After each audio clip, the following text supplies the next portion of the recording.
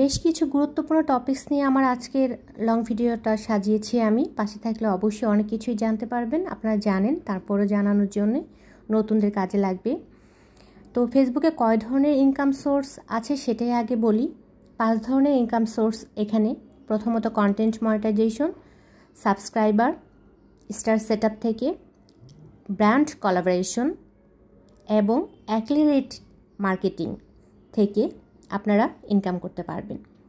তো প্রথম পর্যায়ে আপনারা একেবারে হাই ধাপে চলে যেতে পারবেন না। স্টার সেটআপটার জন্য আপনারা উঠে পড়ে লাগুন। এটাই এখন পর্যন্ত সর্বাধিক একটা প্রসিদ্ধ আর কি এই প্ল্যাটফর্মে সেটআপ।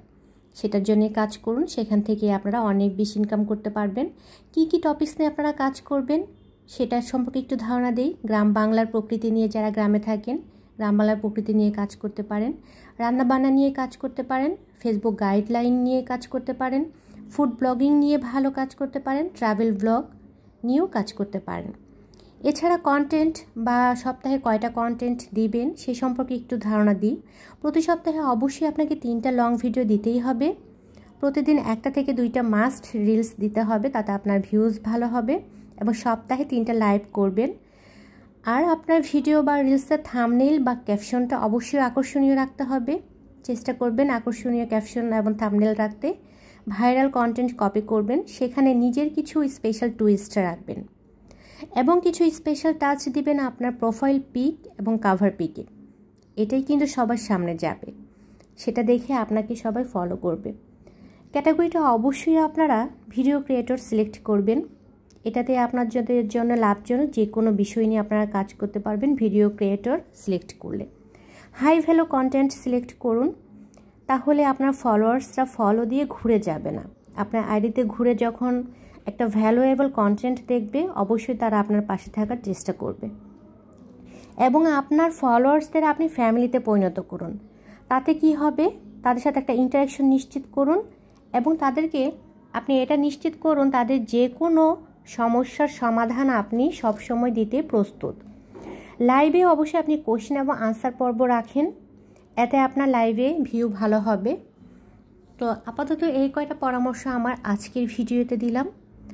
আর রান্নাবান্নার ভিডিও যেহেতু, এখানে রান্নাবান্না নিয়ে আমাকে একটু কথা বলতেই হবে। তো আমি রান্না করেছিলাম মিক্সড সবজি দিয়ে, রুই মাছ দিয়ে, সেই সাথে ছিল রাঁধুনি ফিনি মিক্স, আর ছিল এই যে পরোটা, ডিম, চিকেন। অবশ্য সব রান্নার ভিডিও নেওয়া সম্ভব হয় না। আর সেই সাথে আমি একটা হোমমেড চিকেন স্যান্ডউইচ করেছিলাম, কিছুটা বিকেলের নাস্তায় খেয়েছিল এবং বাকিটা গুছিয়ে রেখেছিলাম বাচ্চাদের টিফিনের জন্যে। আসলে রান্নার ভিডিওতে আমরা একটু রান্নার কথা বলতে হবে। যারা সরাসরি ফেসবুক গাইডলাইন নিয়ে পরামর্শ দেয়, সেই ভিডিওতে তো আমার রান্নার ভিডিও যাবে না। এখানে যেহেতু আমি রান্নার ভিডিওর পাশাপাশি ফেসবুক গাইডলাইন নিয়ে কথা বলছি, এখানে অবশ্যই আমাকে রান্না নিয়েও একটু কথা বলতে হবে। এটাও কিন্তু একটা টিপস আপনাদের শিখিয়ে দিলাম।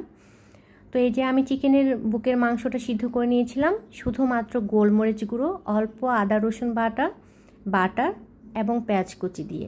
আর সেই সাথে সেদ্ধ ডিমের মায়োনিজটা তৈরি করেছিলাম। মায়োনিজ তো মোটামুটি সবাই তৈরি করতে জানেন, আরেকদিন রেসিপি দিয়ে দিব। আর এই তো সেদ্ধ করার পরে আমি চিকেনটা ভালো করে মায়োনিজের সাথে মিশিয়ে তো এই যে চিকেন ব্রেড স্যান্ডউইচটা করে দিয়েছিলাম হোমমেড, বাচ্চাদের ইফতারে আর প্লাস হচ্ছে টিফিনে ছিল এটা। আর সেই সাথে রাঁধুনি ফিনি মিক্স ঘন দুধে করেছিলাম। আর হচ্ছে মিক্সড ভেজিটেবলের মধ্যে সজনে, মিষ্টি কুমড়া, রুই মাছ দিয়ে এবং ঢেঁড়স, অন্যান্য সবজি দিয়ে করেছিলাম। ধন্যবাদ। আসসালামু আলাইকুম।